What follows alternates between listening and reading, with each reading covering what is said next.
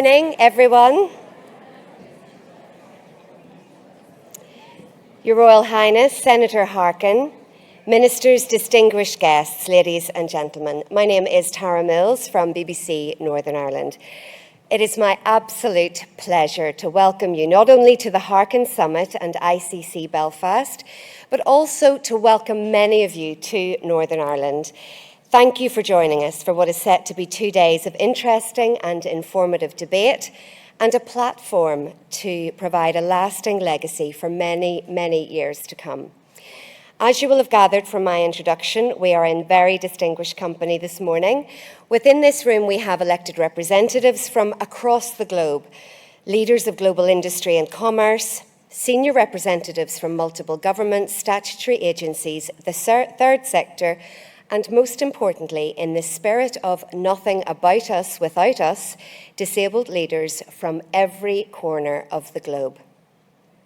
We are here with a mission to explore, strengthen and advance meaningful collaboration, moving beyond the status quo to achieve greater levels of disability employment here in Northern Ireland and across the globe.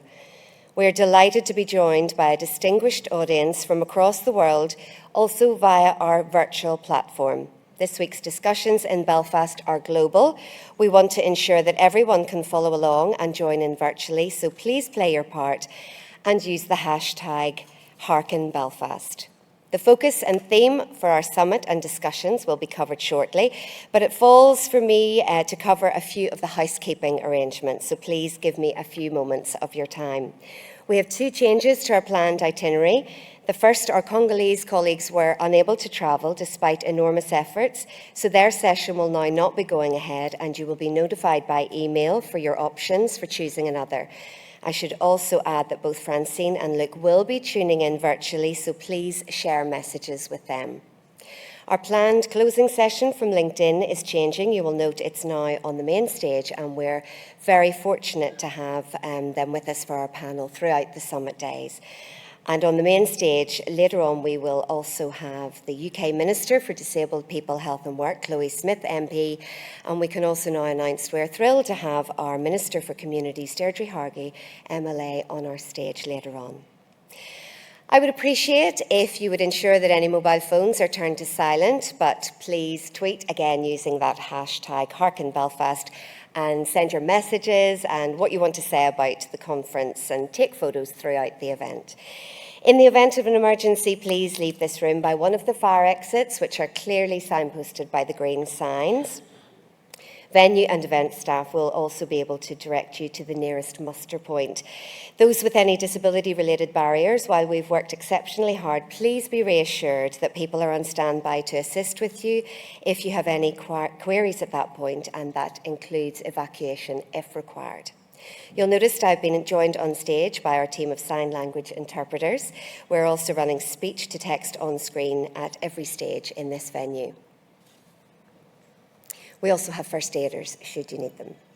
Belfast is currently driving towards becoming more sustainable and attain recognition as a green meeting place. In our attempt for this event to be more environmentally sustainable, we've not provided a traditional paper delegate pack.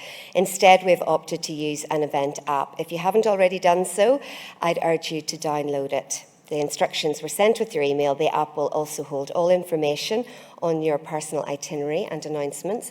And for those where the app presents any barriers, our events team will do their best to answer any questions. Now, the sheer scale of this Harkin Summit would simply not have been possible without the generous support of our sponsors. We're very grateful to the organisations on our screens for their valuable support, and you will see them represented on stage and throughout the conference. But first, I've just been speaking to him, and I'm really delighted for our first speaker, who talked about those early days of suggesting that perhaps the Harkin Summit could come here to Northern Ireland. And those tiny seeds were planted, and look what we have achieved today. I'm delighted to bring onto the stage Joseph Jones, Executive Director of the Harkin Institute.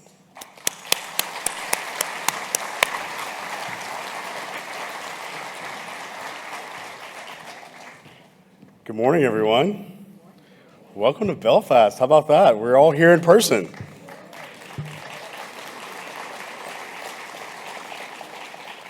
And thank you, Tara, for being here. It's a great honor to have you here and to learn more about the BBC and the work that you're doing to promote inclusion, both in your content and in your workforce. So looking forward to hearing more from you over the next couple of days. As Tara said, my name is Dr. Joseph Jones, and I'm the Executive Director of the Harkin Institute for Public Policy and Citizen Engagement at Drake University in Des Moines, Iowa. Has anyone ever been to Iowa? You should all come to Iowa at some point. Now, before I begin, I think it's important to acknowledge that all of us, individually, as organizations, employers, countries, and regions, are at different stages in the disability employment journey. The Harkin Summit has always been about meeting everyone where they are and doing what we can to help each other on that journey, sharing our lessons, our guidance on past failures and successes, acknowledging that there is not a one-size-fits-all solution to overcoming the barriers to employment. Also encourage everyone to be your full self at this event.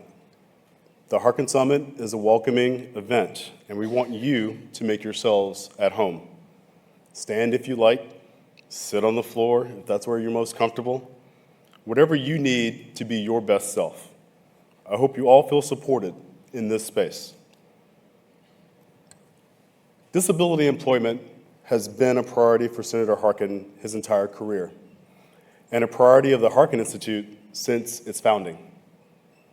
Our mission is to inform citizens, inspire creative cooperation, and catalyze change on issues of social justice, fairness, and opportunity.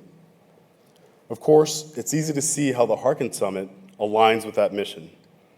We hosted our first Harkin International Disability Employment Summit in 2016 in Washington, D.C., with support from our dear friend Andy Imperato and our friends at the Association of University Centers on Disability. And our goal there was to provide a gathering for private employers, government leaders, and disability advocates from around the world to address the barriers to competitive, integrated employment for persons with disabilities. And none of this would have been possible without our sponsors, including our longtime sponsors and supporters, the Ford Foundation, Microsoft, the Principal Foundation, the Kessler Foundation, and the Robert Wood Johnson Foundation Special Contributions Fund to the Princeton Area Community Foundation. We've also had tremendous support from our Drake University president, Marty Martin, who many of you met last night and who is with us here today. President Martin, thank you so much for your ongoing commitment to this important work and all the support that Drake University gives us. And thank you also to the Harkin Institute's National Advisory Council, including Ruth Harkin and Steve Sukup, who are here in the front and able to join us here in person. Your guidance has been critical to the growth and success of the Institute, and especially our work in disability policy. Over the past 7 years, this event has grown and evolved into the fantastic program you've joined us here for today. Of course, the work of the summit isn't confined to just these gatherings. Since the summit began, the Harkin Institute has had 5 disability policy fellows, 2 of whom are with us today, Dr. Amy Aberdnoff and Robert Lutke. I'd encourage you all to visit the resource page on the event app and at harkinbelfast.com to learn more about their work. You'll also find the proceedings from the past summits and a paper highlighting innovative employment initiatives from around the world that have grown from our collective work at these summits. There's much for us to do and much for us to be proud of. One relationship I'm particularly proud of is that with our partners in Jordan. In 2017, under the leadership of His Royal Highness Prince Mohammed Riyad Zeid Al Hussein, Jordan passed its own landmark disability rights legislation. Since 2014, His Royal Highness has served as President of the Higher Council for the Rights of Persons with Disabilities and he was gracious enough to share his country's path to greater inclusion at our 2019 summit. We're also very pleased that he's able to share some thoughts with us again today. So please help me welcome His Royal Highness Prince Murad of Jordan.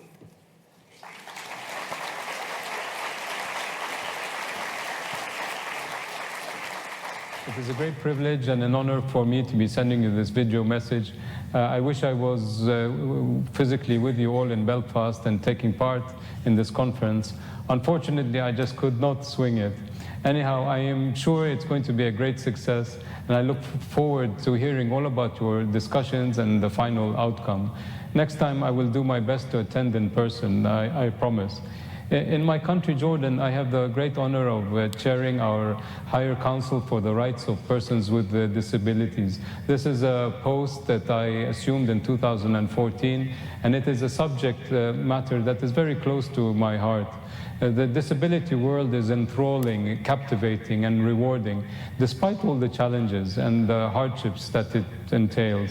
In Jordan, the situation is complicated and complex, and it is not so easy to see through the fog at times.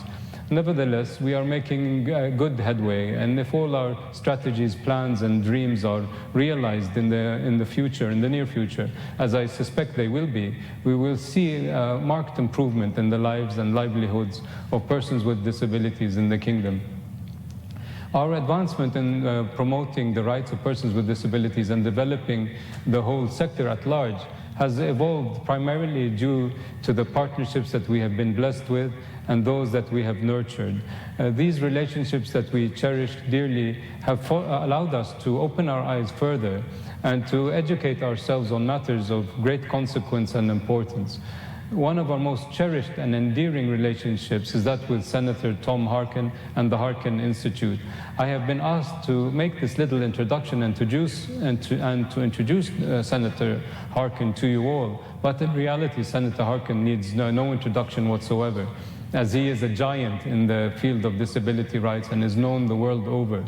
Anyhow, for those very few of you who may want to know a little more about the senator, Tom Harkin represented the state of Iowa in the United States Congress for over 40 years, from 1975 until 2015. As a young senator, Tom was tapped to craft legislation to protect the civil rights of millions of Americans with physical and intellectual disabilities. He knew firsthand about the challenges facing people with disabilities from his late brother, Frank, who was deaf from an early age. What emerged from the process would later become his signature legislative achievement, the Americans with Disabilities Act, which was signed into law on July 26, 1990 by then-President George H.W. Bush. The legislation changed the landscape of America by requiring buildings and transportation to be wheelchair accessible and to provide workplace accommodations for people with disabilities. To preserve the intent of the ADA after several court rulings weakened its standards, Senator Harkin worked to pass the ADA Amendments Act in 2008 to ensure continuing protections from discrimination for all Americans with disabilities. Senator Harkin and his wife Ruth established the Harkin Institute for Public Policy and Citizen Engagement at Drake University in Des Moines, Iowa in 2013 to serve as a venue and a catalyst for dynamic, non-partisan research, learning, and outreach to promote understanding of policy issues to which Senator Harkin devoted his career, including labor and employment, wellness and nutrition, and of course, retirement security. With that said, it now gives me great pleasure to introduce to you my dear friend, Senator Tom Harkin. Thank you.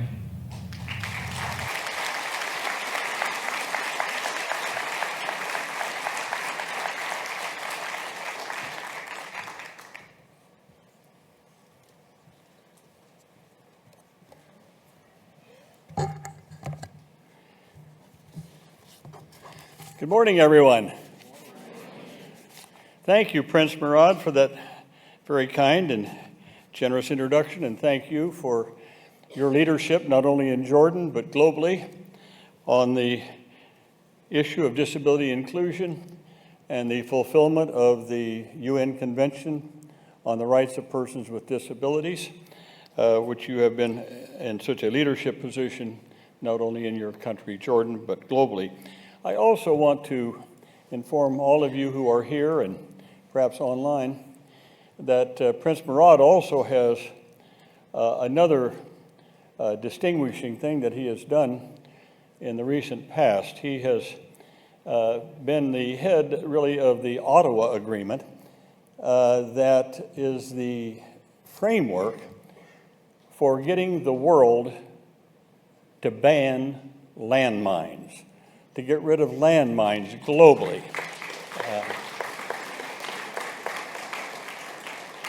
Which, as we all know, has caused so much death and destruction to innocent civilians, many children who are disabled for life because of landmines. So, Prince Murad, thank you for your leadership on demining the world. I want to thank Minister Harkin here in Northern Ireland, Colin Boyle and Deirdre Ward, and the team at the Northern Ireland Department of Communities for their tireless work to make this summit a success in Belfast.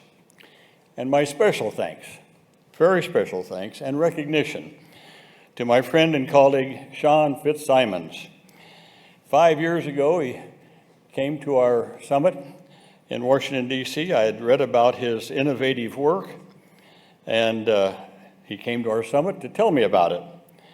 And we've stayed in touch ever since. Many organizations and individuals around the world have relied on his expertise. I'm sure many of you here in this room today.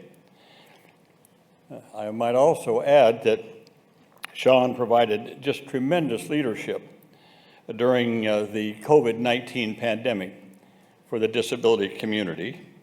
He has been appointed the expert advisor by the Minister for Communities to plan a new disability strategy for Northern Ireland.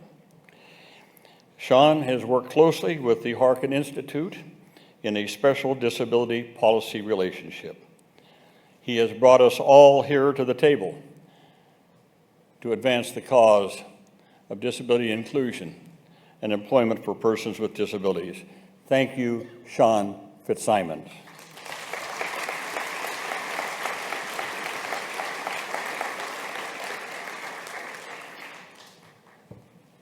Well, I'm Tom Harkin, and for those of you who are sight impaired, I am a white male, about 6 feet tall. I'm getting shorter as I grow older. I have gray hair. I'm an older person. Well, I'm 82 years old, as a matter of fact, but I'm pretty healthy. And I wear glasses and a hearing aids. I'm wearing a blue sport coat and a blue shirt. And I am not wearing a necktie today. So that sort of defines me for those who might be sight impaired. Welcome, all of you, to the 7th Annual Harkin Institute Disability Employment Summit.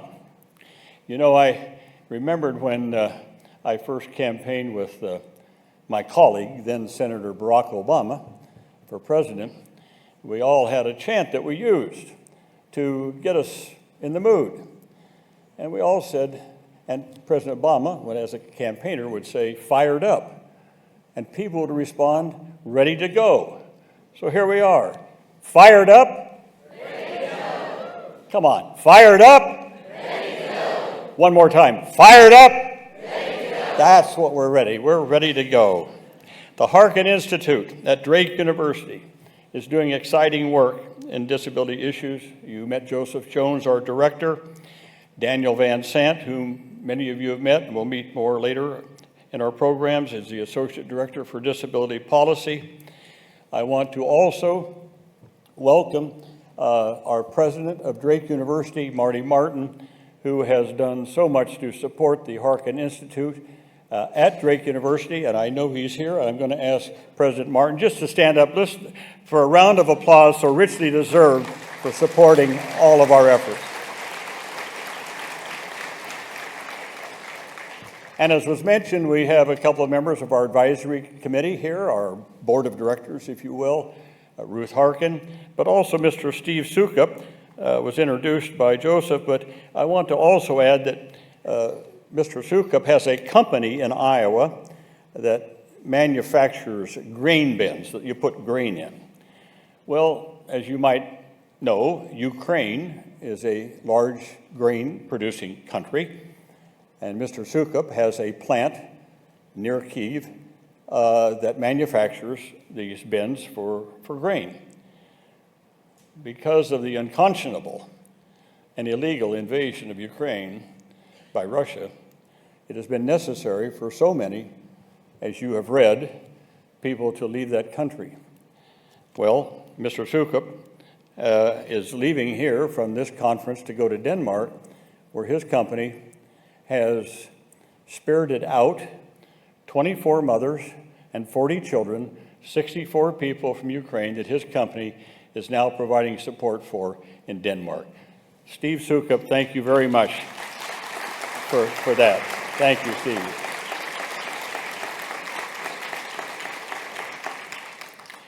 Thank you all for joining us. This is our largest summit to date. We have over 600 attendees from over 30 countries, and I want to thank all of those who are now online globally for attending this. During my 40 years in Congress, I had many opportunities to play a leadership role in advancing disability rights and inclusion, including the Americans with Disabilities Act. I had great people to work with, great leaders who came before me, who sort of paved the way. And one of my greatest teachers of all has been Judy Heumann, who is here with us and whom you will hear from tomorrow. So Judy Heumann, I know, is also here. I can't see where she is, but she's here somewhere. What I learned during that long period of time was that when barriers to people with disabilities are taken down, when pathways for inclusion are open for people with disabilities, it helps everyone. And I have a cartoon which I use a lot to illustrate this, and I hope it will come up on the screen now. How about that? Just like magic. Well, here's what that cartoon says. As you'll see it, again, I'll explain it for those who might be sight impaired. It's a cartoon, and it's a building. It looks like it might be a schoolhouse. And there are some stairs, and there's a lot of snow. And there are some kids at the bottom, and then off to one side, there's one child using a wheelchair. And there's this man, probably the custodian, shoveling the snow. The kid in the wheelchair says, "Could you please shovel the ramp?" Well, the custodian says, "All these other kids are waiting to use the stairs. When I get through shoveling them off, then I will clear the ramp for you." And the kid in the wheelchair says, "But if you shovel the ramp, we can all get in." Now, that's what I mean. That's what I mean when I say that when you open the pathways for people with disabilities, it helps everyone. I've often referred to disability as an illusion. It's an illusion that draws the attention away from what is real and meaningful. An illusion. So many people see people with disabilities, and that's all they see. They see the illusion. They think that defines this person. But we know that a disability does not define a whole person. Their dreams, their aspirations, their goals, their abilities, and how these abilities could thrive if barriers were removed. And it's not just physical barriers, but the attitudinal barriers that allows one to see the illusion, but not the real person. Sort of like the guy who was shoveling the snow. He had preconceived notions. And so when he saw the kid in the wheelchair, it was like an illusion. All he saw was the disability. He didn't see the real person at all.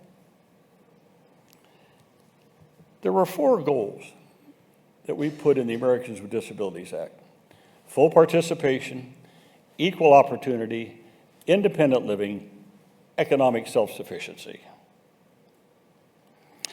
Now, there are 5 titles in the bill, but title number 1, the first one, is employment. And when I helped draft this bill and write it, I made sure that employment was number 1.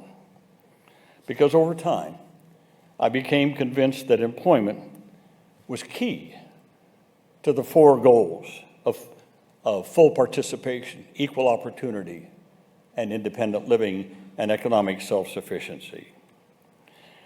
Now, I've told this story before, and I will tell it briefly, how I first got involved in disability rights issues. My older brother, Frank, was deaf, and when he went to a deaf school, they made him be a baker. He didn't like being a baker. He wanted to do other things. Finally, it just so happened that an individual who owned a company that manufactured parts hired Frank to work there.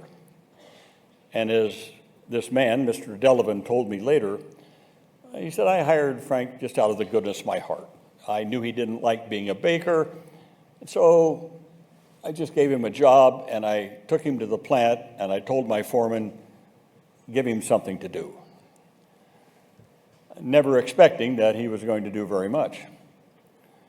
He said about a month later, he came back to see his foreman and asked how Frank Harkin was doing. And the foreman said, my gosh, he's one of the best workers I've got. I taught him how to use one of these pieces of equipment, and he drills little holes in jet engine nozzles. Imagine that. We all fly, and these little jet engine nozzles in aircraft, that's what makes them go, and so he was making those. So he's very proud of his work. And the foreman said he was one of the best workers he had, and he said he shows up on time, he's never late, he makes fewer mistakes than anyone else. Well, they were very curious.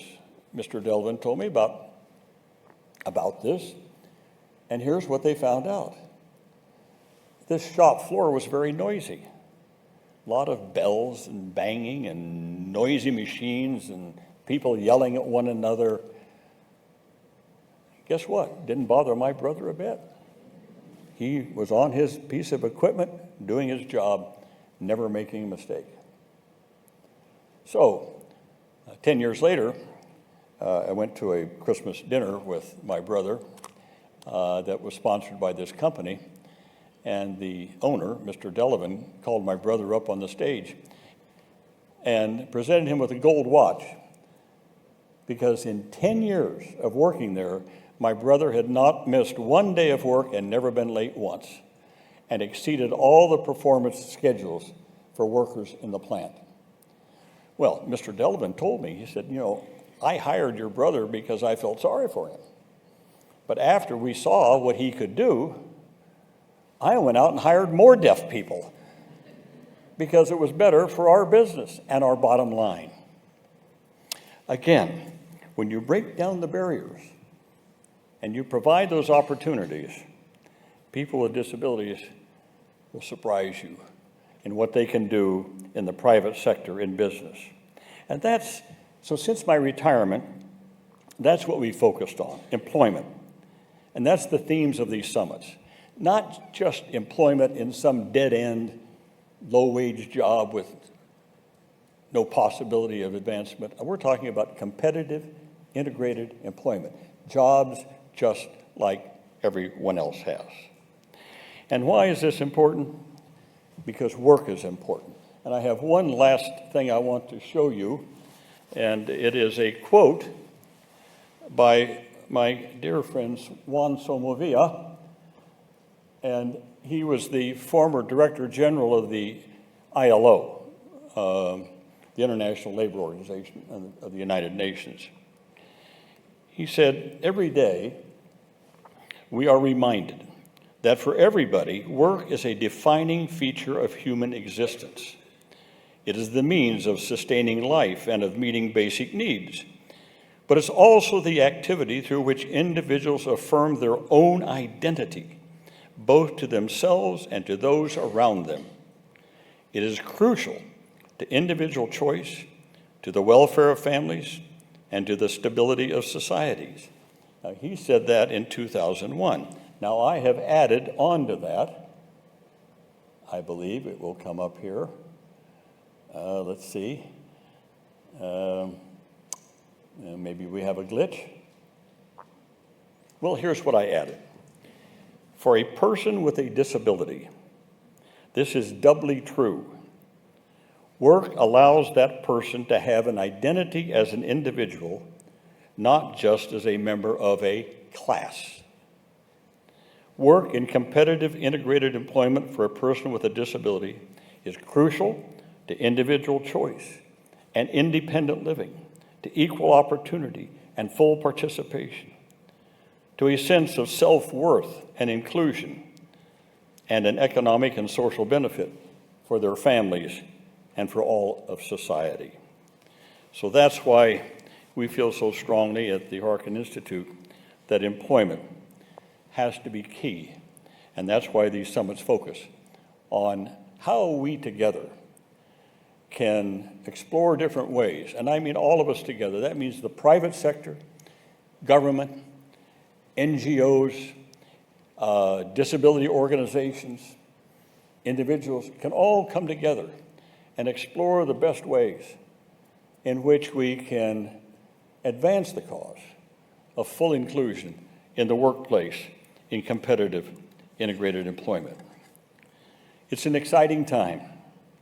Businesses are now more focused on building a diverse workforce.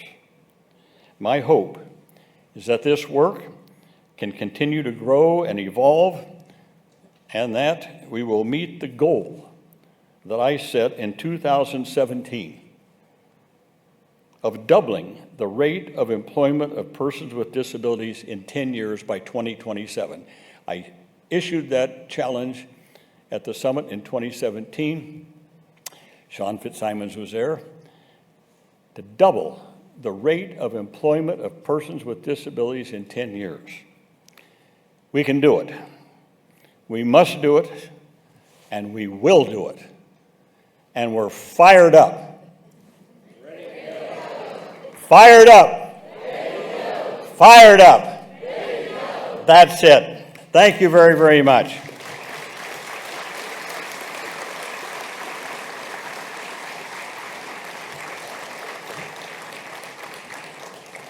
And now it's my pleasure and honor to introduce our keynote speaker today, someone I've known for many years and who has been involved in all of our summits, Charlotte McClain-Nhlapp. Charlotte McClain-Nhlapp is the Global Disability Advisor for the World Bank. Her office supports operational teams to ensure that bank policies, programs, and projects are disability inclusive. In 2011, as a well-respected human rights lawyer, she was appointed by President Obama to lead the U.S. Agency for International Development work on disability inclusive development. Early in her career, she was appointed by President Nelson Mandela as a commissioner on the South African Human Rights Commission. Charlotte was a member of the working group to draft the UN Convention on the Rights of Persons with Disabilities, the CRPD.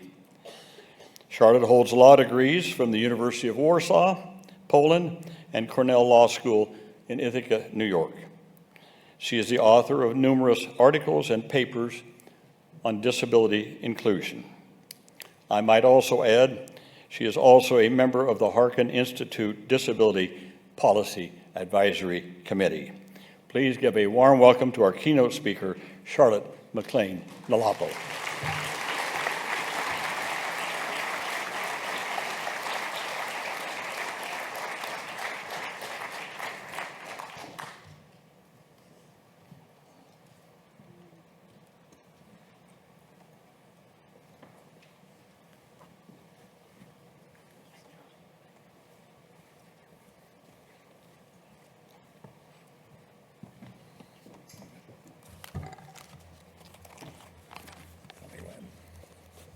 Yeah, I think that's good.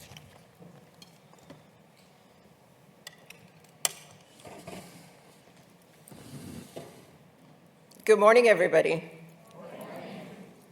It's really great to be in Belfast, and we thought we'd turn this up a bit, and what we're going to do is Michael's going to ask me some questions, and we're going to have a bit of a conversation.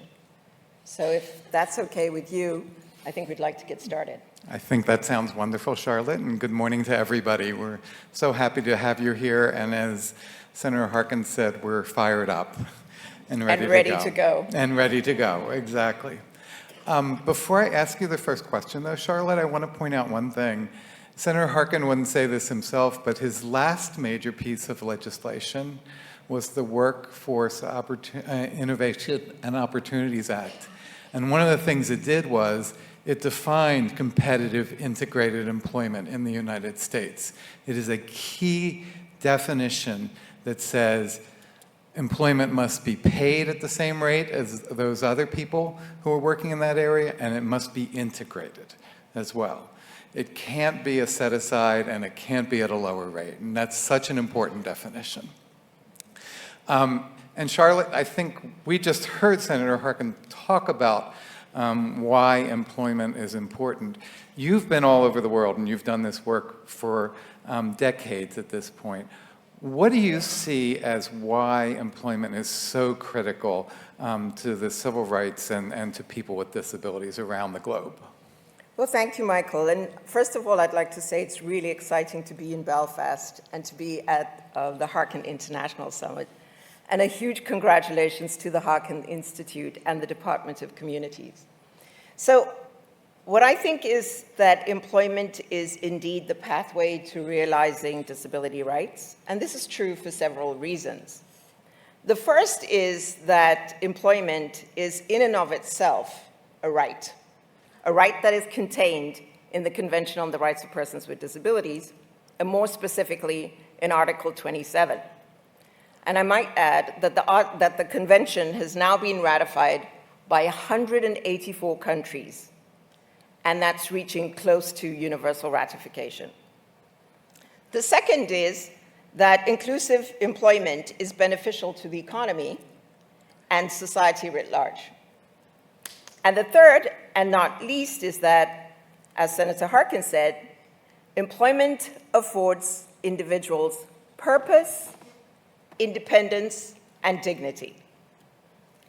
The importance of inclusive employment is an issue that persons with disabilities flag as a major pressure, and it doesn't matter where I am. Whether I'm in Paraguay or Poland, I hear the same clarion call from persons with disabilities for inclusive employment. We know that people with disabilities want to work, they want to contribute to society, and live respectful and fulfilling lives in their communities, with their families and with their loved ones. And so in sum, inclusive employment is not just a right, but it is indeed an economic imperative. And as Senator Harkin said, Charlotte, without employment, we never reach that fourth goal of the ADA of economic self-sufficiency. We've moved into the third year, unfortunately, of a worldwide pandemic. And we've learned a lot of lessons from that. And one of the lessons is that work can take place in many, many places other than offices or other types of employment environments. What has been the importance of technology in terms of moving forward and making work more accessible to people with disabilities? What's your experience there? So that's a great question, Michael, but it's also a big question. So I'm going to respond in two parts. First, we know that 4 out of 5 people in the global workforce were affected by full or partial pandemic closures. And these were closures in the workplace. And this is a statistic that comes from the ILO monitor. So for persons with disabilities, the pandemic raised a host of issues. And I'll focus on 2 significant concerns that I think require some thought. One is that we don't slide back on the gains that we have made so far in advancing the economic participation of persons with disabilities. And the second is that we, are not excluded or disenfranchised in the post-COVID recovery context. And so mindful of this, the World Bank's COVID-19 crisis response approach paper shines a clear spotlight on the need for us to be deliberate about inclusion across all stages of crisis response. So in the immediate relief, in the restructuring, and in the resilient recovery. Even as countries continue to grapple with the immediate issues created by the pandemic, we cannot lose sight of the long-term goals of ensuring that post-COVID recoveries are inclusive, resilient to future shocks, and of course, sustainable. When we talk about inclusive employment at a systems level, we know we're not just talking about formal jobs. What we're really talking about is a complex, intersecting, and multi-sectoral ecosystem which has been severely impacted by the pandemic. At a purely employment and income generation level, the pandemic hit jobs dependent on in-person services and on the ability to travel really hard. And this hurt the financial security of persons with disabilities and very much of their households. And as we all know, many persons with disabilities are part of the gig economy. They're freelancers, they are self-employed, and so one of those concerns has been around workplace accommodations. And the thought here is, if the physical accommodations and assistive technologies are bound to the workplace, this might have implications for persons with disabilities who are not physically working in the office space. And it may be that they're not able to receive the necessary setups in their homes to be able to continue their jobs. Another important issue to consider is that across the globe, the pandemic-related disruptions were present in many tertiary institutions, and very much so in technical and vocational training programs. And this impacted on the continuity of practical training skills. It impacted assessments and the certification of practical skills, which is often very relevant to persons with disabilities. And finally, the pandemic, I think, really amplified the digital divide that has gone relatively unnoticed and addressed for far, far too long. And what it did was to lay bare countries' infrastructure's ability to sustain the surge of demand, and showed up disproportionately the lower access to the internet connectivity and access to digital services of households and persons with disabilities. So as we think about resilient economic recoveries for persons with disabilities, we need to push for development investments in many, many sectors. We need to work collectively and look at this point in time as a chance to push for long overdue investments in bridging the long-standing gaps in access to digital technologies, access to education, and inclusive income generation, livelihoods, and of course, jobs. But to do this, the World Bank is supporting a project in Cambodia.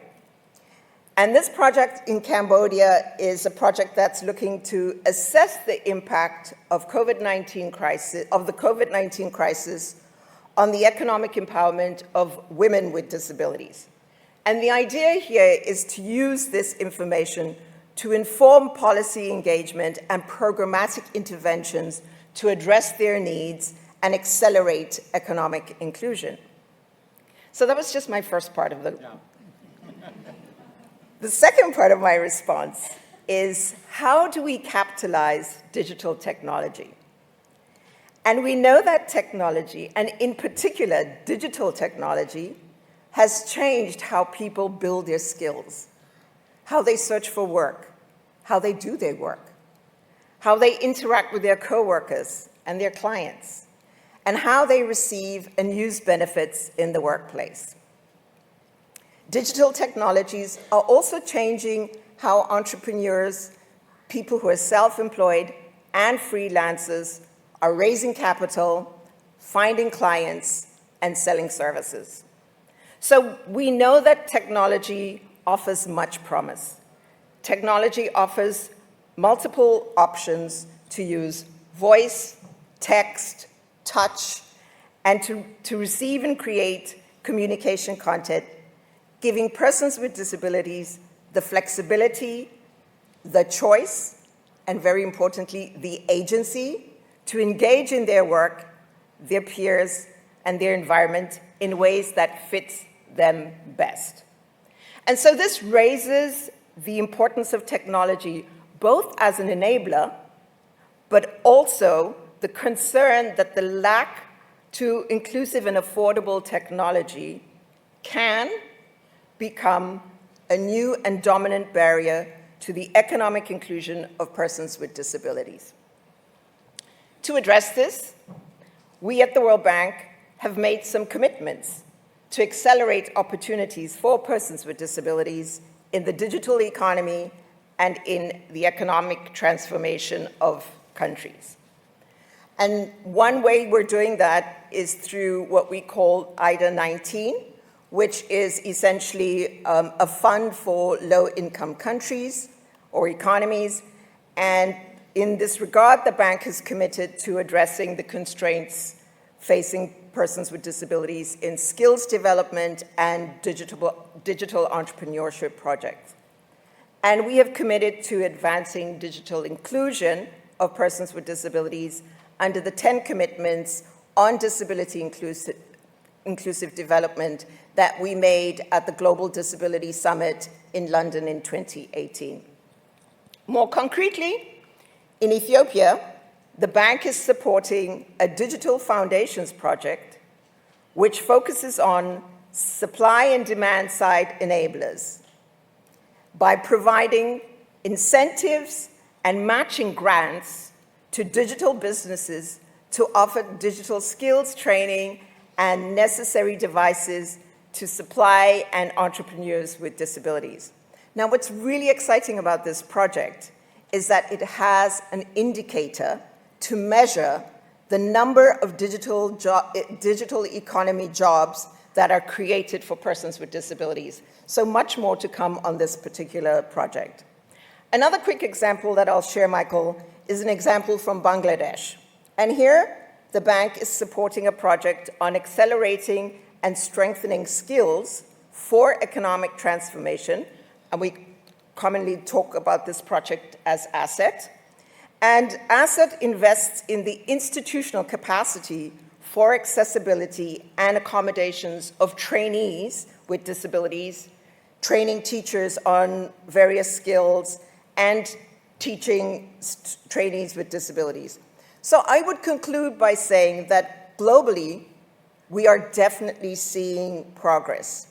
However, I will also conclude by saying much more should be done, can be done to ensure that inclusive employment is the norm and not the exception. Absolutely. Charlotte, I love that you're looking backward to see what the effects were of COVID, particularly your Cambodian project, it sounds like, and also looking forward. One of the conclusions I hear is that governments across the globe really need to be systematic about their investment in technology and who has access to it and equitable access to it. Is that fair? Absolutely. Okay. You mentioned early on in that response too that access to training and education is so important. One of the things that we've focused on is inclusive education. Can you just talk a little bit about why that's such a key component? Yes, so, I think just to start off by saying that too many children with disabilities are not accessing education at all.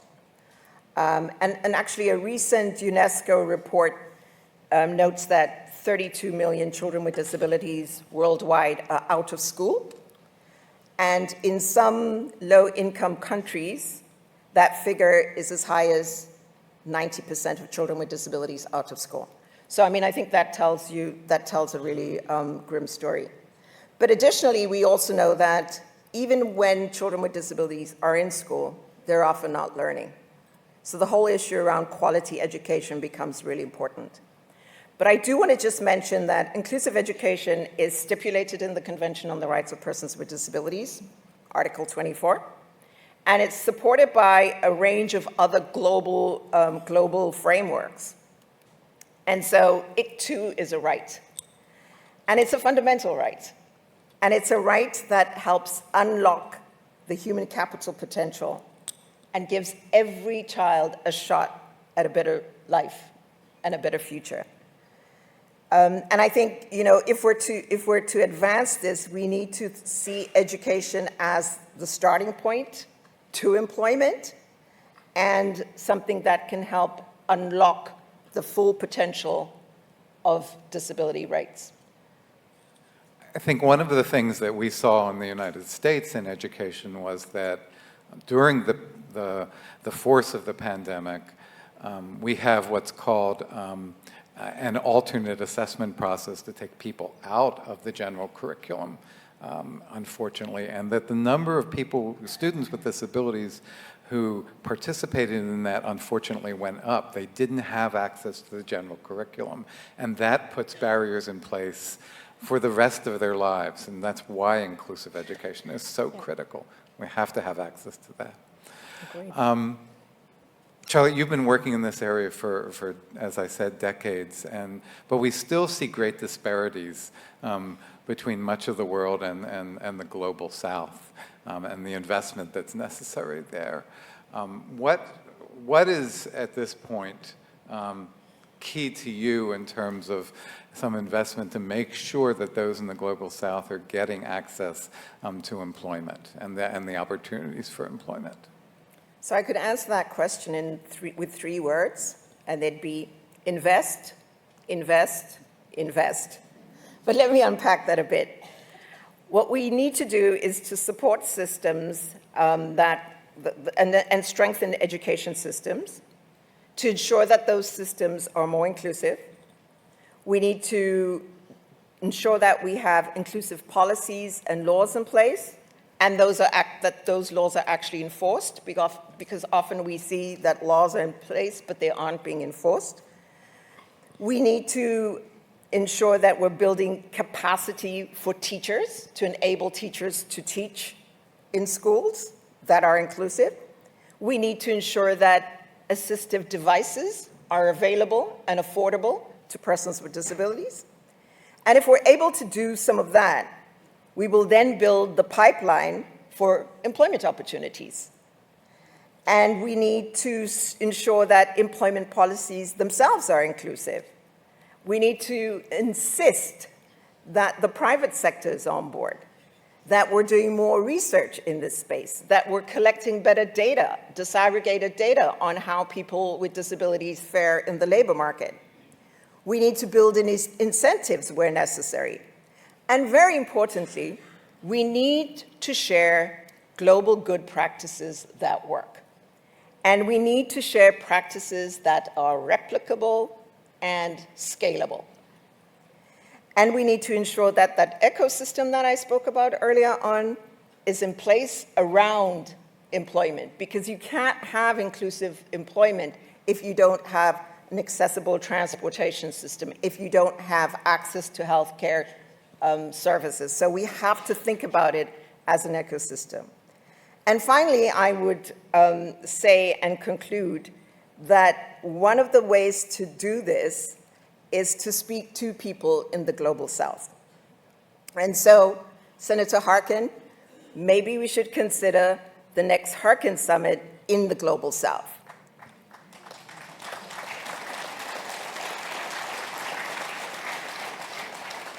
And to support that, I will close with an African proverb that says, if you want to go fast, go alone. If you want to go far, go together. And I know we all want to go far and together. And so I really look forward to spending the rest of my couple of days in Belfast at this summit, and I remain a loyal Harkinista.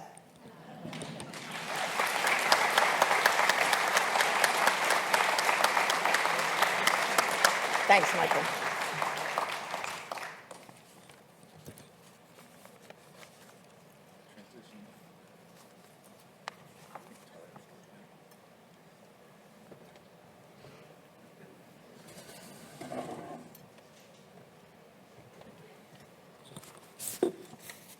Thank you so much.